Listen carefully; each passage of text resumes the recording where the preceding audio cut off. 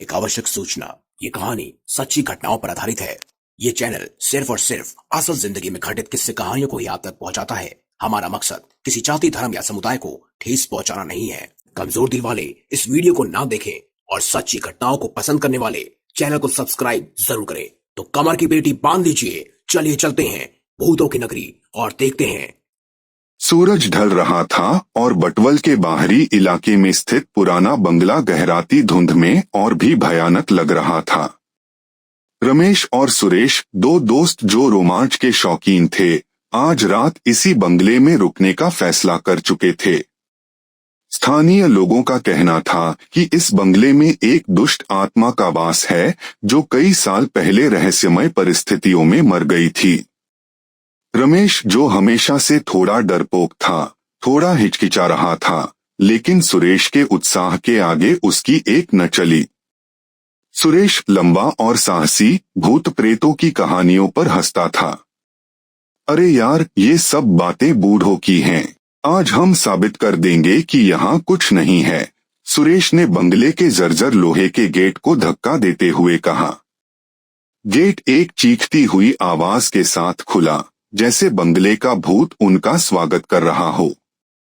अंदर का बगीचा जंगली और डरावना था, जिसमें सूखी पत्तियां और टूटी हुई शाखाएं बिखरी पड़ी थीं। बंगला खुद एक कंकाल की तरह खड़ा था, जिसकी खिड़कियां अंधेरी आंखों की तरह लग रही थीं। दरवाजा खुला हुआ था। अंदर घुप अंधेरा था, सिवाय उनकी टॉर्च की रोशनी के जो धूल भरी दीवारों और मकड़ी के जालों को उजागर कर रही थी। हवा भारी और नम थी, जिसमें एक अजीब सी दुर्गंध आ रही थी।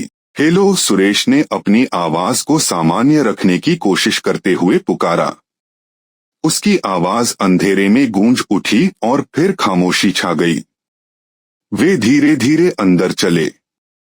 हर कदम पर फर्श चरमरा रहा था, जैसे कोई अदृश्य प्राणी उनके नीचे रेंग रहा हो।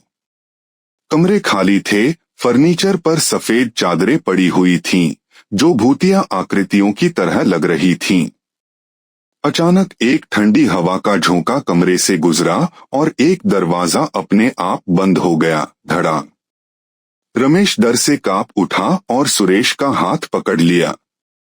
ये क्या था? रमेश की आवाज लड़खड़ा रही थी। सिर्फ हवा होगी, सुरेश ने कहा, लेकिन उसके चेहरे पर भी थोड़ी घबराहट दिखाई दे रही थी। वे आगे बढ़े।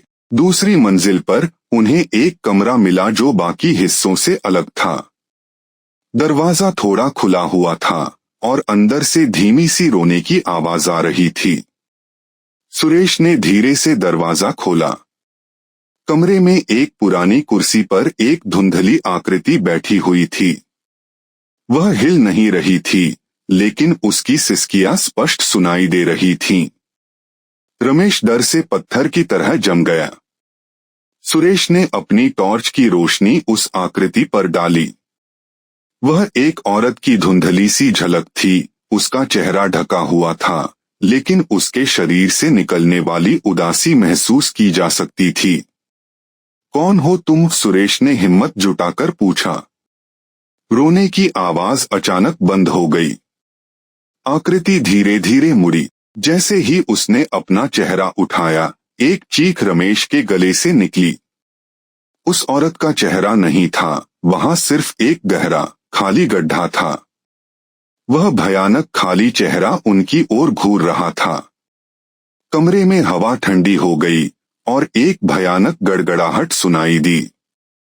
सुरेश ने रमेश का हाथ पकड़ा और वे दोनों भागने के लिए मुड़े, लेकिन दरवाजा बंद हो चुका था। वे कमरे में फंस गए थे, उस भयानक प्राणी के साथ। वह आकृति धीरे धीरे कुर्सी से उठी और उनकी ओर बढ़ने लगी। उसके कदमों की कोई आवाज नहीं थी, लेकिन उसकी उपस्थिति से कमरा और भी ठंडा होता जा रहा था। रमेश और सुरेश डर के मारे पीछे हटते गए, जब तक कि उनकी पीठ दीवार से नहीं लग गई। वह भयानक आकृति अब उनके ठीक सामने खड़ी थी, उसका खाली चेहरा उन्हें घूर रहा था। अचानक सुरेश ने अपनी टॉर्च उस चेहरे पर मारी। वह आकृति थोड़ी पीछे हटी, जैसे रोशनी से उसे तकलीफ हुई हो। भागो, सुरेश चिल्लाया और रमेश का हाथ पकड़कर दरवाजे की ओर दौड़ा। उन्होंने दरवाजा खोलने की कोशिश की, लेकिन वह जाम था। तभी उन्हें पीछे से एक ठंडी पकड़ महसूस हुई। रमेश चीख उठा। उस भयानक प्राणी ने उसे पकड़ लिया था। सुरेश ने पीछे मुड़कर देखा। रमेश हवा में लटका हुआ था, उसका चेहरा डर से विकृत हो गया था और वह भयानक आकृति उसे ऊपर की ओर खींच रही थी। रमेश, सुरेश चिल्लाया, लेकिन वह कुछ नहीं कर सका। रमेश की चीख धीरे धीरे बंद हो गई और उसका शरीर निष्क्रिय होकर लटक गया। सुरेश जानता था कि अब उसकी बारी है। उसने अपनी पूरी ताकत से दरवाजे पर लात मारी।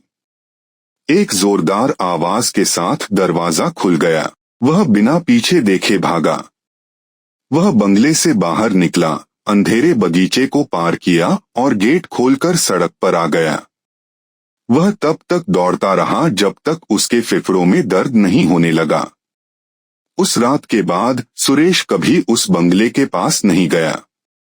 उसने कभी किसी को नहीं बताया कि वहां उसने क्या देखा था। लेकिन उसकी रातों की नींद उड़ गई थी और हमेशा उसे वह भयानक खाली चेहरा याद आता रहा। बटवल के बाहरी इलाके का वह पुराना बंगला आज भी खड़ा है, अंधेरा और भयानक, अपनी अगली शिकार की प्रतीक्षा कर रहा है। और कुछ लोग कहते हैं कि रात में आप अभी भी वहां से एक धीमी, दर्दनाक सिसकी सुन सकते हैं।